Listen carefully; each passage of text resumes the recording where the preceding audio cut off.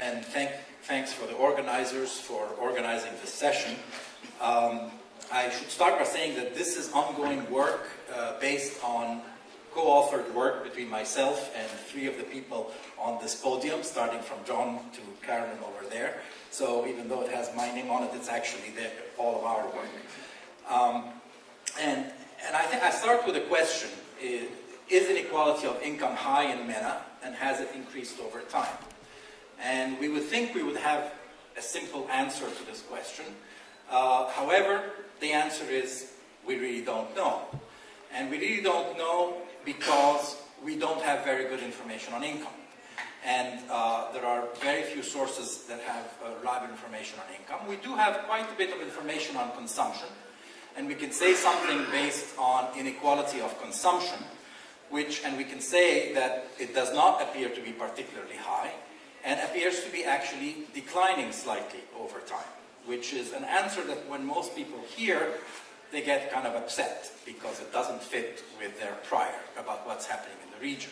And I actually do understand the frustration because we know that inequality of consumption may understate inequality of income quite substantially.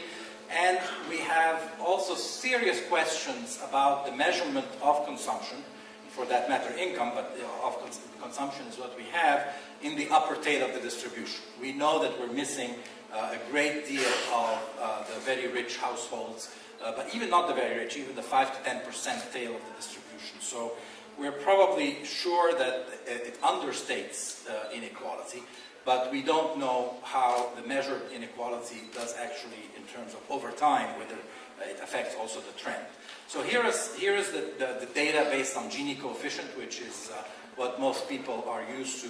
And you can see that if you compare MENA, in terms of level of the Gini, to other regions of the world, we are definitely significantly lower than Latin America.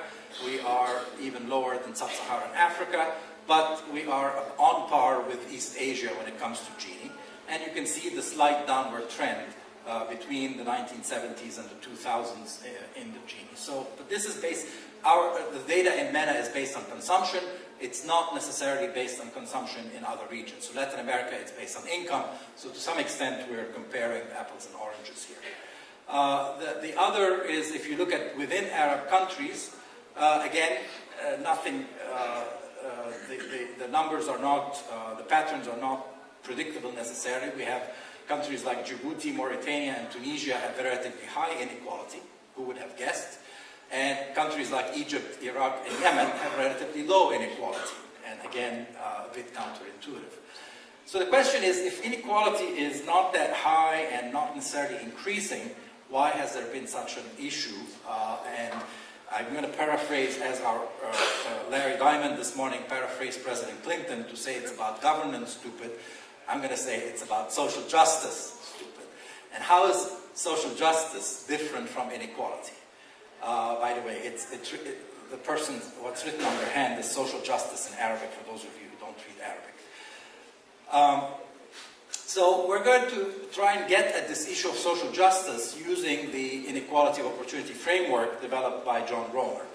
And the idea here is, it's the type of inequality, there are certain types of inequality that are due to circumstances beyond an individual's control. And those are the types of inequality that we find ethically intolerable. And there are others that are due to an individual's own choices and own effort. And if you think about what sort of circumstances we're talking about the individual's socioeconomic status, the family in which the individual was raised, the gender of the individual, where they were born, their race and ethnicity. All of these are factors that are not under the individual's control, and we usually don't tolerate ethically inequality based on these dimensions.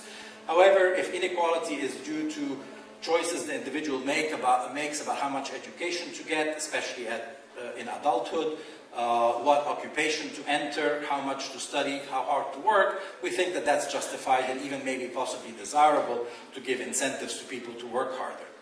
So the question is, how do we actually operationalize that? We do that by trying to, in a sense, decompose the inequality we measure into a share due to circumstances and the share due to effort, there are a number of problems with that kind of decomposition. Effort is hard to measure. We don't have very good measures of effort. If we do measure circumstances, they're only imperfectly measured, so we only get at partial circumstances and not full circumstances. Effort itself is a function of circumstances, so people who come from different circumstances may feel like it's worth it to work harder, where if you come from bad circumstances, you may feel it's not worth it to work hard. And then some circumstances cannot be observed, like your native ability, for example, which this is what you're born with, and that's often lumped together with effort. So what we do in this methodology is effectively treat effort as a residual. So we try to measure what inequality is due to observed circumstances, and then everything else is attributed to effort. By very nature, this methodology is going to be a lower bound estimate of the role of circumstances, because we only measure circumstances imperfectly, and there are lots of unobserved circumstances that could be contributing to inequality. But that's the idea. You take total inequality, you decompose it into an explained part, explained by circumstances, and an unexplained part, which is due to effort and the residual, basically. Now, in order to do that, we're going to use a device called a typology, where individuals are organized into types based on sharing the same set of circumstances. So individuals of the same type are those who have the same circumstances. And of course, the more circumstances we take into account, the finer the typologies, the smaller the cells in which we can place these individuals. However, because of data limitations, we have usually finite sample sizes. We cannot use an infinite number of cells or a very rich set of cells. We tend to want to compromise with a relatively small number of types. Now, the distribution of an outcome like income or consumption or wages within a type is taken to be the result of the distribution of effort. So people within a type share a certain share their circumstances, and so any distinction among them is going to be the result of effort or luck, whereas the differences between types reveals the inequality of opportunity. So you can see how we're proceeding here. We're going to do a non-parametric decomposition of inequality in between the part that is due to between type inequality and within type inequality. Now, unfortunately, the Gini index is not a decomposable inequality measure, so we're going to use another measure called the general entropy class, which can be decomposed across components perfectly. Now, so the measures of inequality of opportunity that we're going to use, the most direct measure is going to be the share of circumstances in total inequality. And as I mentioned, this is going to be generally understating the role of circumstances because of the reasons I said, but also John, I think, will explain to us why you can never get all of inequality be due to circumstances. The method simply, there's a maximum amount of inequality that could be attributed to circumstances, even if the society were completely unequal across these circumstances. So there's an upper bound to this share. And basically, another measure is by simply comparing how the lowest type, the group of people who share the worst circumstances compared to the highest type in society. And that ratio is another measure of inequality of opportunity. But you can also compare this lowest type to that of all other types. So see how the lowest type is faring compared to all other types. So we're going to use all these measures, but there are going to be issues with these measures may describe the average inequality in society, but we're also going to use some graphical measures to see how various types of individuals are faring relative to each other. Okay, so we're going to simple typology that I'm going to use, and so we're going to focus on adult males 30 to 49, and the reason we're focusing on males is because we don't want to deal with the selection into employment, which is a difficult issue, and we're going to look at prime age males who are employed. And the circumstances we're looking at are fathers and mothers' education, and we're going to add them together. So for a very simple graphical, we're only going to focus on fathers and mothers' education and divide people into 4 types based on a summing up the fathers and mothers' education.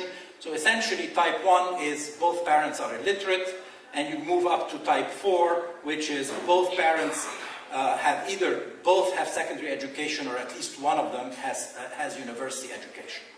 And the 2 other types are in between. So you can think about so if I show you the distribution of societies based on these 4 types, type 1 makes up about 50% of the Egyptian population. About a third, type 1 is both parents illiterates. About a third of the Jordanian population, and surprisingly for many people, about 2/3 of Tunisian population. Education came rather late in Tunisia, and so both parents illiterate is a predominant type. Now if you look at type 4, which is both parents secondary education or above, it's only 2% in Egypt in '88, going up to 6% by 2012, and it's about 5 and 4% in Jordan and Tunisia. So the top type is a small elite within the population, and the bottom type is, the bottom 2 types in particular take the bulk of the population. So if you think about the middle class is going to be somewhere between type 2 and type 3 that we're going to look at.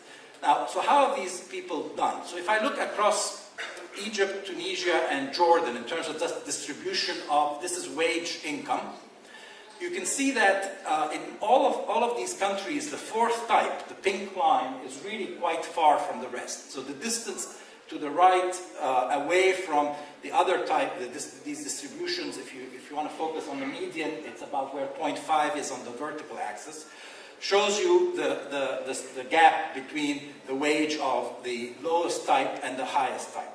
One thing I would note here is that it's hard to rank these 3 countries based on inequality of opportunity by looking at these. You can see that in Jordan and Tunisia, the elite is particularly doing better than the other 3, but the other 3 types are tightly bound together in terms of wage income, wage earnings. Now, in terms of income, the picture is very similar.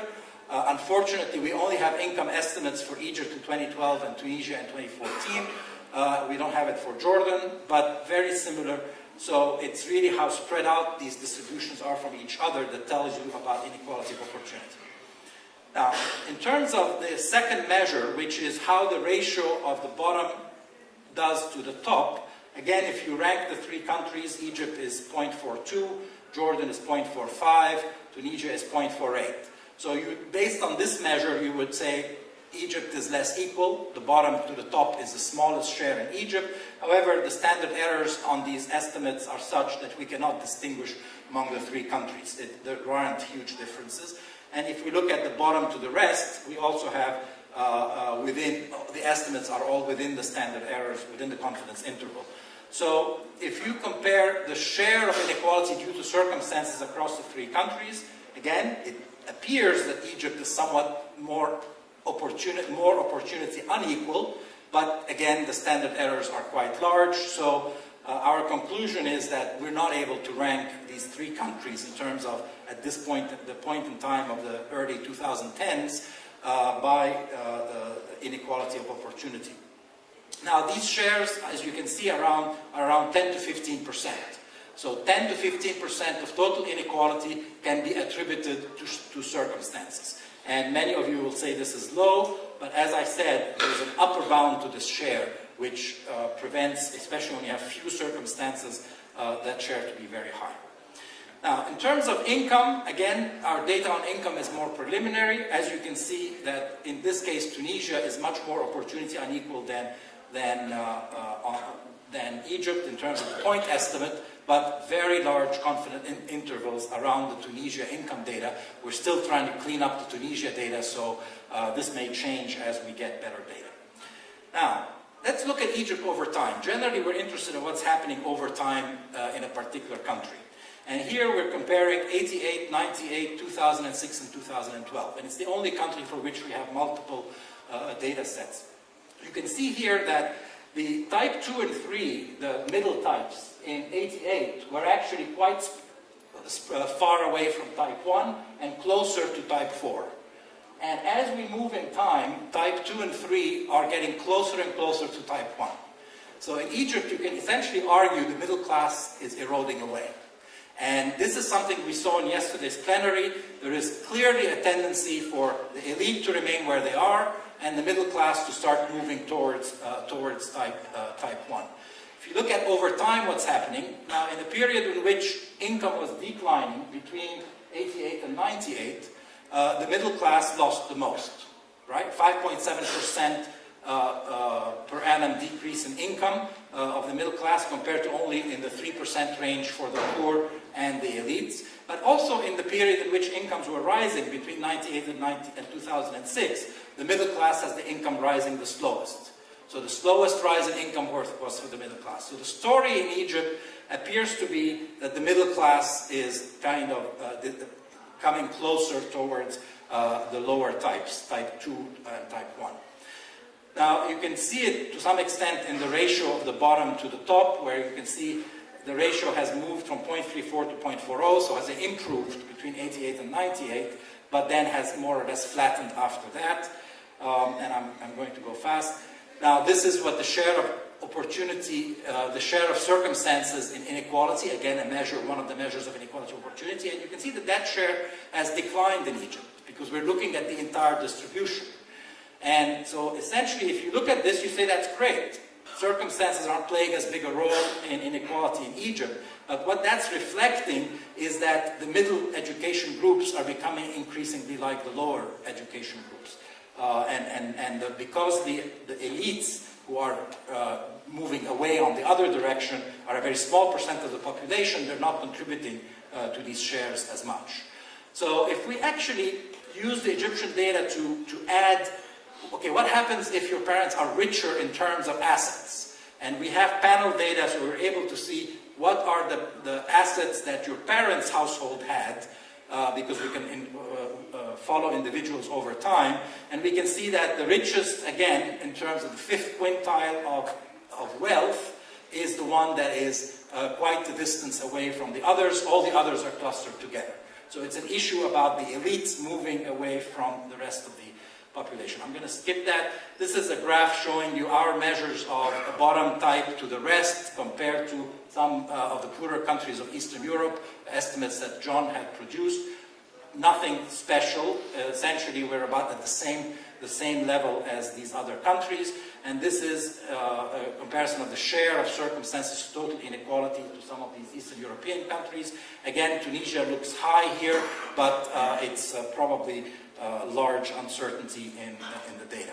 So to conclude, I basically want to say that while we're not unusually high in terms of measures of inequality of opportunity, the story in Egypt, in the region appears to be about the middle class and the position of the middle class. We can tell that story more convincingly for Egypt, but that's what appears to be explaining the declining share of inequality of opportunity and total inequality, but it doesn't actually. The big story is what's happening to the middle class. Okay, I'll stop here. Thank you very much.